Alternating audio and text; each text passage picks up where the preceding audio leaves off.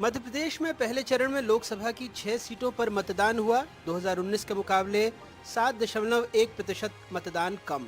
दूसरे चरण में भी 6 सीटों पर लोगों ने अपने मताधिकार का इस्तेमाल किया, लेकिन यहाँ भी 2019 की तुलना में 9.1% कम मतदाता अपने घरों से निकले। बीजेपी ने इस बार 400 पार का नारा दिया है। जाहिर सी बात है, इसके लिए मध्य प्रदेश की 12 लोकसभा सीटें भी बेहद अहम है, क्योंकि यहाँ पर 12 मंत्रियों की विधानसभा सीटें आती हैं और उनकी पेशानी पर परेशानी साफ पढ़ी जा सकती है, क्योंकि पार्टी आलाकमान ने कह दिया है कि कम मतदान होने पर उनकी कुर्सियों पर खतरा मंडरा सकता है। विधायकों से भी कहा गया है कि लोकसभा चुनाव के आधार पर ही उनका रिपोर्ट कार्ड बनेगा और आगे का सियासी भविष्य तय होगा। अगर हाल ही में हुए विधानसभा चुनावों से तुलना करें तो होशंगाबाद लोकसभा सीट, जहां से 3 मंत्री आते हैं, वहां पंचायत और ग्रामीण विकास मंत्री प्रहलाद पटेल, जिनकी नरसिंहपुर विधानसभा सीट पर 88.25% मतदान हुआ था, अभी 67.01% मतदान हुआ है, यानी 15.24% कम। लोक स्वास्थ्य एवं चिकित्सा शिक्षा राज्य मंत्री नरेंद्र शिवाजी पटेल उदयपुरा विधानसभा सीट से आते हैं। यहाँ विधानसभा में 81.77% मतदान हुआ था, अभी 60.64 यानी 21.13% कम। पिछली लोकसभा की तुलना में भी ये 6.61% कम है। कैबिनेट मंत्री उदय प्रताप सिंह गाडरवारा से विधायक हैं। यहाँ विधानसभा में 78.02% मतदान हुआ, लेकिन लोकसभा में 67.60% यानी 10.42% कम।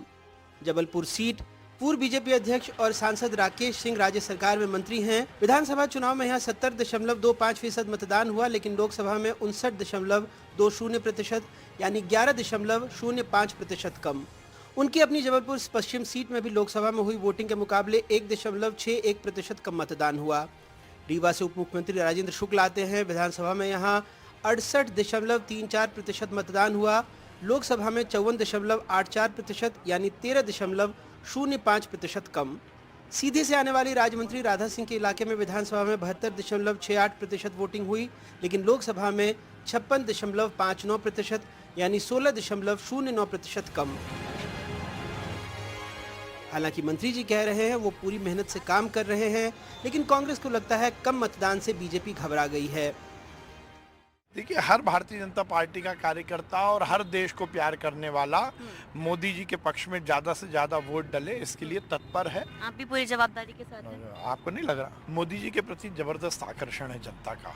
जनता को लगता है कि मोदी जी ने 10 साल में इस देश की तस्वीर और तकदीर दोनों बदली है, और इस देश के पुनर्निर्माण में एक बार पुनः मोदी जी को प्रधानमंत्री बनाना है। इसलिए संपूर्ण देश में मोदी के प्रति बहुत जबरदस्त माहौल है।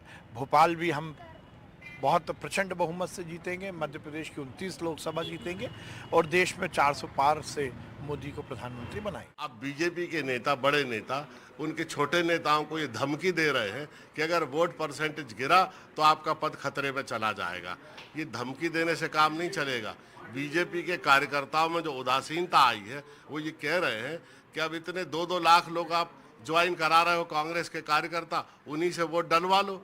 और 18 साल तो आपने मलाई खाई, सत्ता का सुख भोगा, आपके मकान बड़े हो गए, दुकान बड़ी हो गई, जमीनें खरीद ली, बड़े आदमी आप बन गए, अब हम काहे को वोट डलवाएं? तो बीजेपी के नेता वोट नहीं डलवा पा रहे। उनके मंत्रियों के क्षेत्र में कितना वोट परसेंट कम हुआ आप देख लो। खुद प्रदेश अध्यक्ष वीटी शर्मा की खजुराहो लोकसभा सीट में पिछले चुनाव के मुकाबले लगभग 11% कम वोटिंग हुई है। भोपाल से अपने सहयोगी अमृतांशी जोशी और कैमरा पर्सन रिजवान खान के साथ अनुराग द्वारी, एनडीटीवी।